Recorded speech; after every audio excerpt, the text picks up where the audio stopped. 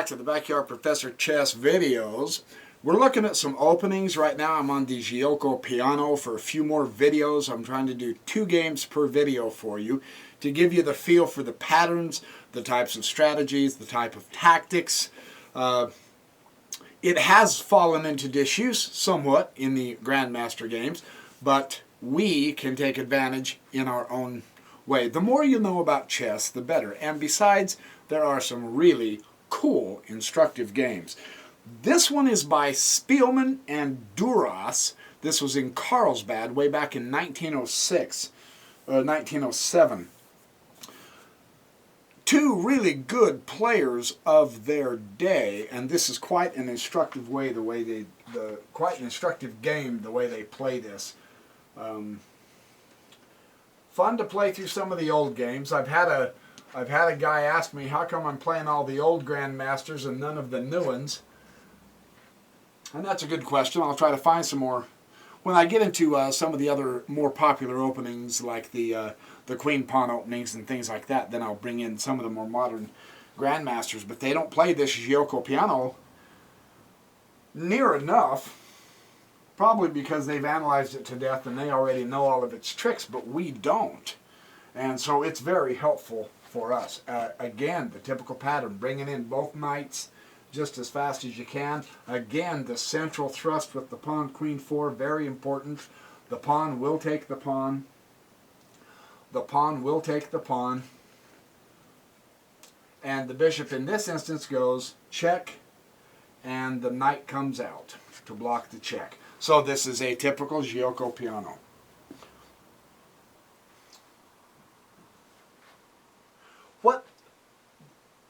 Part of the reason why I believe the Giuoco piano has fallen out of play is because at best this is supposed to just bring white a draw.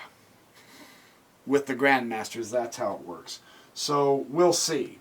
We'll see. King, knight takes pawn. Again, that attack on this central pawn, putting the pressure on this knight that's pinned to the king. And this virtually forces white to castle, which we have seen before, which is good. And now the bishop takes the knight. And the pawn goes to the Queen 5, chasing this knight instead of returning fire by taking the bishop. The pawn goes, and this is the Müller attack. And this is thought out in 1898. And this particular move now puts white at a better chance than just a draw. This Müller attack, instead of simply returning and exchanging pieces, bring the knight out. Now this improves white's chances. Oh, this is out of the book by Dr. Tartakower and J. Dumont, 500 Master Games of Chess. Excellent resource to see how they used to play chess. Fun stuff. Now the bishop drops back to bishop 3. And he says this is the only good reply. So now we're getting to see some more variation in the Giuoco piano from the earlier videos, aren't we? If you're taking good notes, you can study all these out on your own and really do good. And of course the rook is going to take the open file, pinning the knight to the king. So now this knight has to, you got to be careful with this. Knight comes down here to king 2 to try to get that knight out of trouble. Too late, the rook takes the knight. A good solid move, an absolutely excellent centralization of the entire army so far developed of white. You can see that his development, you can see that his center space is absolutely superior. Now he's beyond a draw. He really does have excellent chances of winning this game now. Isn't it fascinating how it so speedily changes? You saw several of Black's pieces here just a few plays ago, and now they've either been traded off or they've been pushed back, and White's marching along. This is fun to watch and understand, isn't it? The pawn comes up to Queen 3. It stops this pawn. It brings a little bit more support centralization, and it's bringing out the option for the queen and the bishop. A very necessary thing. And the bishop comes up to knight 5. And he says pawn king knight 4 might have also been a really good move. It would have limited the length of this white bishop that can come out. So that's interesting. And finally, black gets to castle. Now this is one of the first games in the Giuoco piano that we've seen black actually get to be able to castle, haven't we?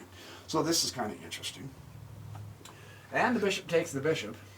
Again, it's going to break up the king side a little bit. It's going to open it up. Gives him the double pawns, opens up an aisle to him, and the knight comes to rook 4. Now he says the value of this move lies in the fact that the queen can now reach the critical sector with the utmost rapidity. So we'll see what he means. Of course, we can see what he means. Bing, bada, boom. Here comes the queen. She's going to come to h5, I guarantee it. I've never played through this game, so this will be interesting to see what happens. My prediction is she's coming to here. The knight, where is it? Knight, rook 4 here. Knight, knight 3. Knight comes up to here. He's going to challenge the knight. Oh, yep, queen, rook 5. Yeah, you can just see that. You can just virtually see that. So that's why he was clearing the way here. That's a very interesting strategy, isn't it? Again, you can see the superior development of Spielman here. He has his bishop, his rook, his knight, his queen, and all poor Duras has is a knight. Yikes. Not much of a protection on the king side. You can see the attack coming on really hard, can't you? And of course he responds, king rook 1. And queen rook, king 1. Now he really dominates that central open file. See, even back in the early 1900s, they always went to open files. You will see this in just thousands of games. This is one of the key elements. And I know I emphasize that on purpose because when I first discovered this, it really helped me play better chess. I like it. So, now he is bringing up his queen bishop. And he brings his queen bishop down, of course. He's coming into the king. There's no question about that. He's preparing for the final assault. Rook, king, knight 1. He's going to try like crazy to guard just as well as he can. He's going to hope to consolidate, he says, by bringing his rook to knight 2 here, so that he can also protect those 2 pawns. But I think he's just a little bit too late. Oh, watch what he does. Spielman comes to here with his rook. Holy cow. That's a good move. He's coming in both ways. He's coming in 3 ways. 4 ways. There's no way black's going to survive this.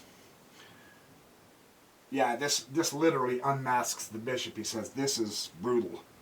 Rook does get to knight 2 after all, but it's too little too late because now the bishop can take the knight.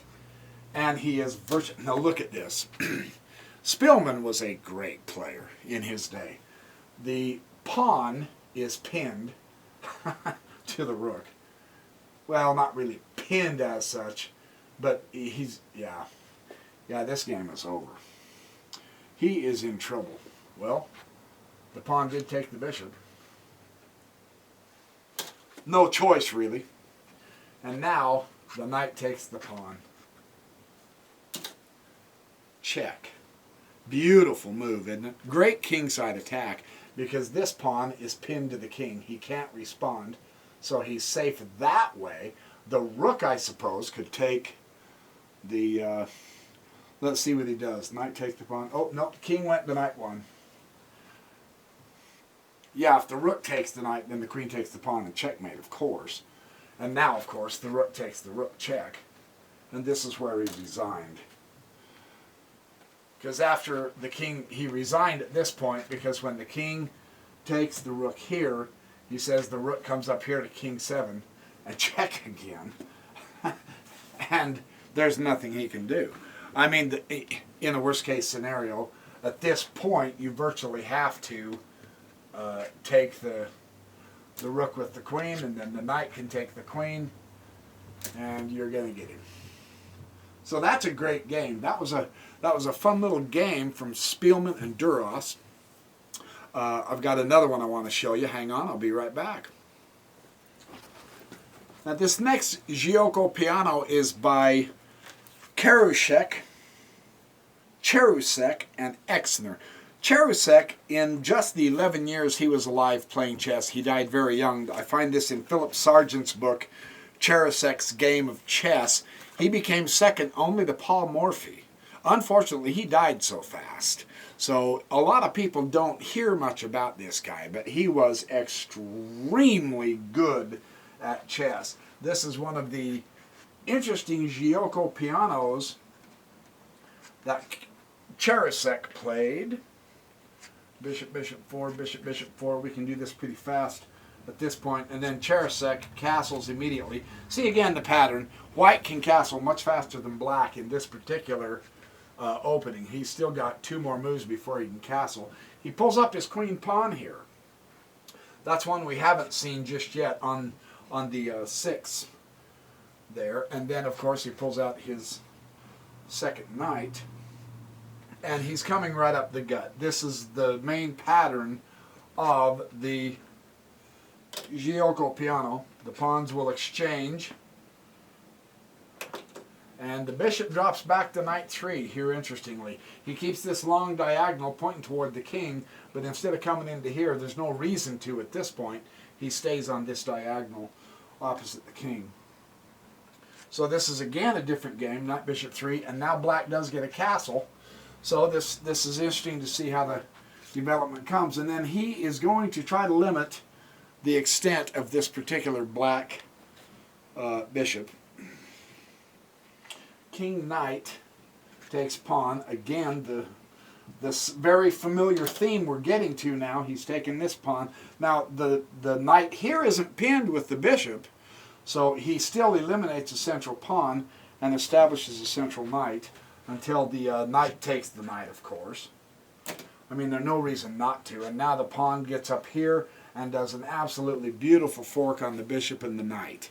That's a nice little central tactic to put on. Well, the bishop just simply takes the pawn. And the queen comes up here and takes the bishop. Now you can see this fight. And the fight of development and the fight of who's going to get the most central territory as well as the initiative, the development here is really pretty even, not bad. Black is keeping up with Charusek really well, I think. The knight comes back to bishop 3 and challenges the queen. And now the queen comes over here to king rook 4. She's going to stay developed. We have a long bishop angle here. We've got a great bishop angle here. We've got a queen coming over to here. So Charusek has to play this carefully because it looks to me like black is beginning to mount some kind of an attack. He develops further, which is always a good thing.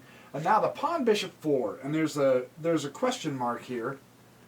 He pushes his center pawn to challenge the knight, and the knight comes back here to king 2.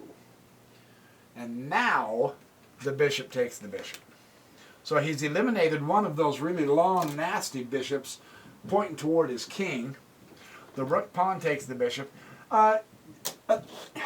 In this stage, you would want to take it with the rook pawn, I think, because it does give you another open file.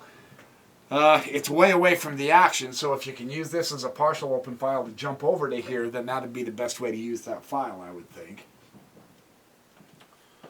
And now look at Charusek is continuing to march that queen pawn. That's a thing of beauty, isn't it? He's just causing havoc in the center.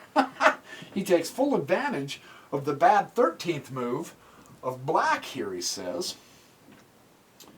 And the pawn takes the pawn. And look how it's just completely obliterated the queen side. He's got weak double pawns. He's got a single isolated pawn here that's weak. Charusek, if he so desires, has a lot of targets on the queen side right now. So now, all of a sudden, black isn't doing so hot. And the queen does take the weak pawn. Absolutely. Absolutely. Now he's just blowing him apart. Knight comes back over here to bishop 3.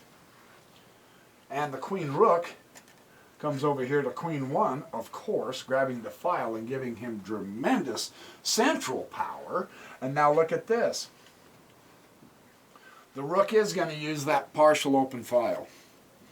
That makes perfect sense. He's got to get his rook into here. The bishop isn't going to do any good. Right now the bishop's stymied.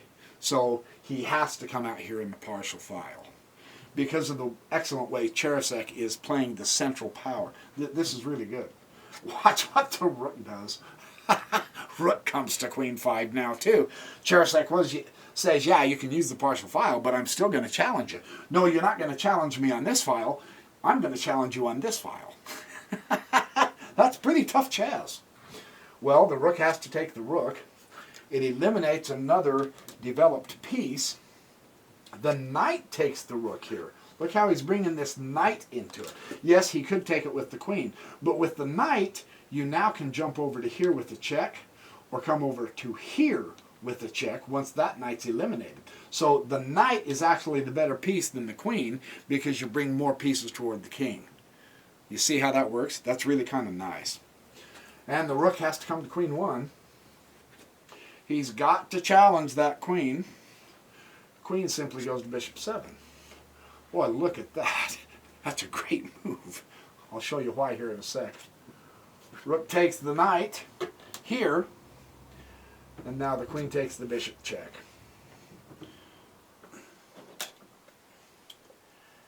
And knight comes to queen 1 to block the check.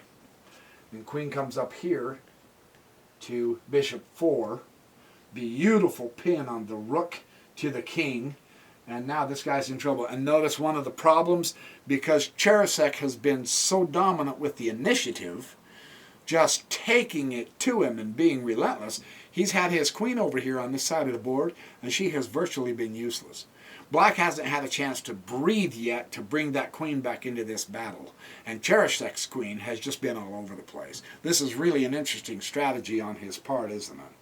Very excellent. So queen comes to bishop 4, and now the queen pops down here to bishop 2 to eliminate that pin, but now the knight comes up to knight 5. And here is where Black resigned. He said, you know, doggone it, you got me. Because the queen can't come to here. That's not going to do any good. The queen could come over to here if she wanted, but if she does do that, now you can go to here. I mean, pile it on. Whenever you have, the lesson here too is, even though they didn't play it this way, this is me talking now, but when you have a pinned piece like this, pile it on that piece. Attack it more than once, because it will fall. And with this setup, Black is virtually helpless. He just, there is nothing he can do. What's he going to do? I suppose, if you wanted to, I suppose he could come to here to challenge the knight, but then you're going to lose the rook. Absolutely. See, now you're rook down. The queen has to move and get out of the way. What can she do? What can she do? There's virtually nothing she can do. That's a good enough game. That's fun. I didn't get a chance to analyze this game really extensively. It's fun to see how they go back and forth with this Giuoco piano. It's a great game. It's a great opening. So anyway, I will find another couple games for you. In the meantime, have a great life. Study hard at chess. Remember, have fun. Chess is fun. We're here learning to expand our ability to improve our game. That's the idea. All right. I will see you guys in the next video.